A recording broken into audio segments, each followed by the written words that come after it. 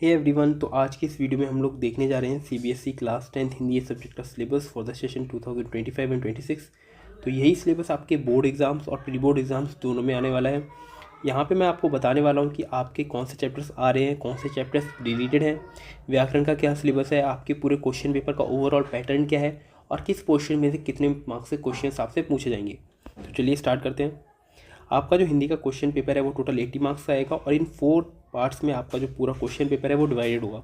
First है अपठित बोध, तो इसमें आपके जो अपठित गद्यांश और काव्यांश आते हैं, यानी कि पैराग्राफ और जो पोएम्स आती हैं, आपको उनको पढ़ के फिर उनके जो मल्टीपल चॉइस क्वेश्चन हैं उनको आंसर करना होता है। फिर व्यवहारिक व्याकरण, जो आपकी व्याकरण का पोर्शन है वो 16 मार्क्स का है। फिर आपकी जो दोनों बुक्स हैं कृतिका और क्षितिज, इन दोनों से मिला के आपके 30 मार्क्स के क्वेश्चन आएंगे और रचनात्मक लेखन से आपके 20 मार्क्स के क्वेश्चन आएंगे, जो कि आपका टोटल 80 मार्क्स का बोर्ड का एग्जाम क्वेश्चन पेपर बनता है और 20 मार्क्स होते हैं आपके इंटरनल एग्जाम के। तो यहाँ से आपका सिलेबस जो है स्टार्ट हो रहा है। आप चाहे तो ये सिलेबस का स्क्रीनशॉट भी ले सकते हैं या फिर इसको नोट भी कर सकते हैं। तो चलिए स्टार्ट करते हैं। जो आपकी क्षितिज भाग 2 बुक है उसमें से काव्य खंड में से आपके ये चैप्टर्स आ रहे हैं, आप इनको नोट कर लो। फर्स्ट चैप्टर है सूरदास के पद, सेकंड चैप्टर है राम लक्ष्मण परशुराम संवाद, फोर्थ चैप्टर है आत्मकथ्य, फिफ्थ चैप्टर है उत्साह अट नहीं रही है, सिक्स चैप्टर है ये है दंतुरित मुस्कान फसल और नाइन्थ चैप्टर है संगतकार। तो आपके काव्य खंड में से यही चैप्टर्स आ रहे हैं। इसके बाद है गद्य खंड, इसमें आपका चैप्टर आया 10th नेताजी का चश्मा, 11th चैप्टर बाल गोविंद भगत, 12th चैप्टर लखनवी अंदाज, 14th चैप्टर एक कहानी यह भी, 16th चैप्टर नौबत खाने में इबादत और 17th चैप्टर संस्कृति। तो ये आपका जो आपकी बुक है क्षितिज भाग 2 उसका पूरा सिलेबस है। इसके बाद है कृतिका भाग 2 बुक, इसमें से आपके सिर्फ यही 3 चैप्टर्स आ रहे हैं, माता का आंचल, साना साना हाथ जोड़ी और मैं क्यों लिखता हूँ। इसके बाद स्टार्ट होता है आपका व्याकरण एवं रचनात्मक लेखन का सिलेबस।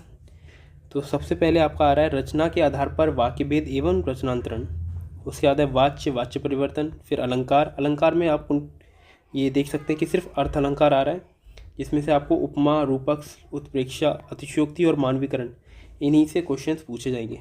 इसके बाद है अनुच्छेद लेखन, जो कि आपको लगभग 120 वर्ड्स में करना है। औपचारिक पत्र लेखन लगभग 100 वर्ड्स में, अनौपचारिक पत्र लेखन सेम अराउंड 100 वर्ड्स, स्वरवृत्त लेखन 80 वर्ड्स में, ईमेल लेखन 80 वर्ड्स में, विज्ञापन लेखन 40 वर्ड्स में, संदेश लेखन 40 वर्ड्स में। और जो आपका पैराग्राफ वाला पोर्शन है एमसीक्यू में, वो भी मैंने यहाँ पे एक बार लिख दिया है। इसके बाद है आपके क्वेश्चन पेपर का पैटर्न। तो सबसे पहले आपको एक पैराग्राफ और एक पोएम दी गई होगी, जिसमें से आपको मल्टीपल चॉइस क्वेश्चंस दिए गए होंगे। आपको पोएम्स को और पैराग्राफ्स को पढ़ के उनके आंसर देने हैं।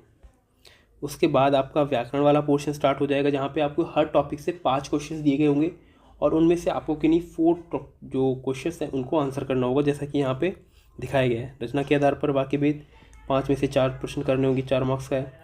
सेम वाच्य के लिए, सेम पद परिचय और सेम अलंकार के लिए भी। उसके बाद जो आपकी कृतिका और क्षितिज बुक है उससे क्वेश्चंस होंगे। फिर लास्ट में जो रचनात्मक लेखन है उससे आपके क्वेश्चंस पूछे जाएंगे। तो आपका जो अनुच्छेद लेखन है वो टोटल 6 मार्क्स का है और जो आपका औपचारिक और अनौपचारिक पत्र है वो 5 मार्क्स का है और स्वरवृत्त लेखन और ईमेल लेखन ये 5 मार्क्स का है और जो विज्ञापन लेखन है वो 4 मार्क्स का है। तो आपको रचनात्मक लेखन में चॉइस मिलने वाली है। आपको 2 अनुच्छेद लिखने के लिए चॉइस मिलेगी, आपको एक औपचारिक या फिर अनौपचारिक पत्र लिखने में चॉइस मिलेगी, स्वरवृत्त लेखन और ईमेल लेखन में आपको चॉइस मिलेगी और विज्ञापन आपका कंपलसरी है। तो यही था आपका पूरा सिलेबस। मैंने पूरा सिलेबस आपको एक्सप्लेन कर दिया है। अगर आपको ये वीडियो अच्छा लगा हो तो आप अपने फ्रेंड्स में भी इसको शेयर कर सकते हैं। थैंक यू गाइस, मिलते हैं नेक्स्ट वीडियो में।